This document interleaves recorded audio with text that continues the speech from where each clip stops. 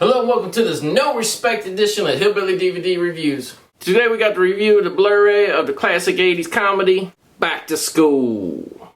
Back to School is a great fucking mid to late 80s comedy starring Rodney Dangerfield. Fucking, this is one of the movies where they really took his, his onstage persona, his acting shit. They wrote it into the movie. Harold Ramis, one of the main writers of the movie, did a great job of really building a whole movie about Rodney Dangerfield, but also making it work as a movie too.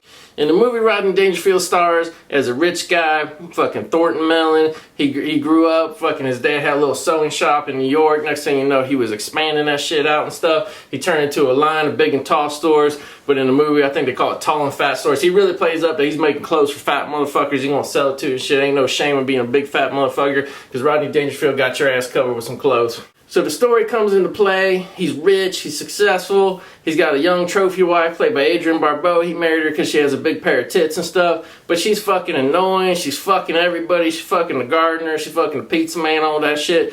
His limo driver, his sidekick is Burt Young. They're both always grumbling about, man, it's horrible to go home, have to go home, fucking, almost like a cuckold. This bitch is always fucking somebody. So there's a fucking party at the house. She's trying to show off for all her fucking, high-class, fancy friends. We get to see Rodney Dangerfield being fish out of water, just being a good, downright fucking guy, just drinking beer and belching and shit and being rude and stuff to all these yuppity motherfuckers. So the whole thing comes to an end when Rodney Dangerfield finds her fucking some corny motherfucker in the kitchen and stuff. He calls it a day, we're gonna get divorced and shit. He gotta clear his head, he gotta get the fuck out of here, you know what I mean? He has to escape this house with his fucking slutty wife. So he goes up to college and he visits his son who's in college, played by Keith Gordon.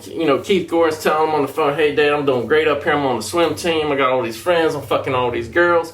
Meanwhile, Rodney Dangerfield gets it, everything turns out to be a lie. Finds out his son Keith Gordon's just a nerd. He's got one friend played by Robert Downey Jr. playing a kind of like a hipster punk guy and shit. He got fucking purple, blue hair and shit. So, Rodney Dangerfield tells his son, hey son, man, like you ain't got a lot of me, I'm your father, I love you no matter what and shit. We'll get through this together. And then Keith Gordon drops the bomb. I'm dropping out of school, Dad. I don't fit in here. I'm not having a good time. My grades suck and shit. I don't give a fuck. So Rodney Dangerfield said, listen, you got to get an education, man.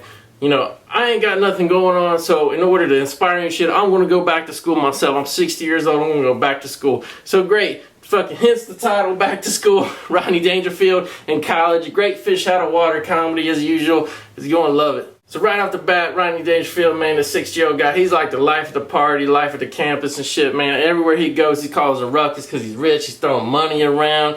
He goes to the bookstore. He buys books for everybody. He goes to the bar. He buys drinks for everybody, man. He's always fucking partying. He takes the dorm room. He buys 3 dorm rooms, knock the walls out. They make this huge, like, penthouse suite and shit. Fucking, Downey Jr., Keith Gordon are loving it. They're living it up. They have a fucking party where Oingo Boingo comes to play. You get to see goofy ass fucking Danny Elfman singing and fucking the song Dead Man's Party and shit. It's a great, man. It's a great 80s time capsule. Really cool fucking thing to see. Meanwhile, the problems start because Rodney Dangerfield's just fucking around and shit. He really ain't going to like learn anything. He don't give a shit. He's set in his ways. He's actually paying a lot of scientists, motherfuckers do his homework. So he's turning all these papers plagiaristic and shit. So the teachers, they start fucking catching on and shit. His main English teacher, played by Sally Kellerman, it's like an old lady with fucking blonde poodle hair, but there's something sexy about her voice and shit. Rodney Dangerfield has a big boner for her and shit, so he really loves her class. Well, she calls him out, you're plagiarizing this shit. Next thing you know, this snooty British motherfucker that runs the business class, he fucking catches on to, all this shit's plagiarized, so he turns him in and shit. The dean, kind of half-assed called Rodney Dangerfield out on it, but he ain't gonna kick him out of school because Rodney Dangerfield gave all this money to the school, bribed his way in and shit. So the dean don't want to kick him out, but the professors are pissed and shit. So basically the challenge of the story is Rodney Dangerfield has to learn all this shit. He has to pass an oral exam because he can't, nobody can come cheat and shit. He can't hand in no paper. He has to pass the oral exam in person in front of the dean with the professors and shit. Meanwhile, there's a lot of subplots and shit. Keith Gordon, man, he finally gets on the swim team and shit, but he got a kind of like not a bully that beats him up, just like an asshole bully played by Billy Zabka. His last asshole role of the 80s, he was the asshole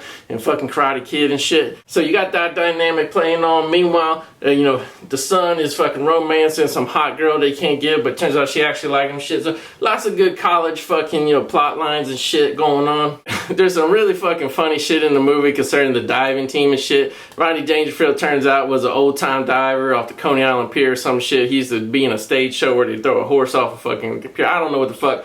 But they got Rodney Dangerfield doing some fake diving, and it's just hilarious because you see him walk up to the diving board and then it cuts to some motherfucker and Rodney Dangerfield mask jumping off doing all these flips and shit. So that's kind of like the subplot. It ain't real critical, but that's kind of like the, you know, every college movie has the thing. It has the fucking party scenes, it has the sports scenes, it has the fucking, you know, outsmart the dean or the fucking professor scene. So Back to School's got it all. Just a great college movie. Rodney Dangerfield fucking humor. I gotta say, I really throw this movie on when I want to get in a good mood and shit. It's almost to me like the perfect comedy like that. So Back to School, not trying to fucking really do anything too amazing, just a good fish out of water, Rodney Dangerfield type story, but doing it extremely well. Making a great movie, have a great cast. Fucking Sam Kinison has a cameo as a fucking crazy history teacher, always ranting and raving about Vietnam and shit. It's just this type of movie. We all know this type of movie, but it's done extremely well. Like, I would really take this with any other school movie out there, college movie, whatever. I love it. I want to give fucking Back to School an 8.5 out of 10. Alright, picture and sound, I gotta say, I was pleasantly surprised. Fucking, I popped the disc in. You know, a lot of these older movies, they either look like shit or the studio tries to like clean it up and do all this edge enhancement bullshit, make it look fake. They didn't do it.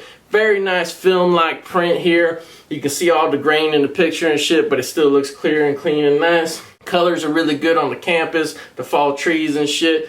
You know, it doesn't look like a modern, slick, digitized Michael Bay movie or something. It looks exactly what it should be. A fucking mid-80s comedy, shot on film, nice looking film-like print. I love the way the movie looked. And I gotta give them props to the DTS HD Master Audio remix and shit. So, you know, a lot of these older discs, they try to get by that stereo bullshit. Fuck that.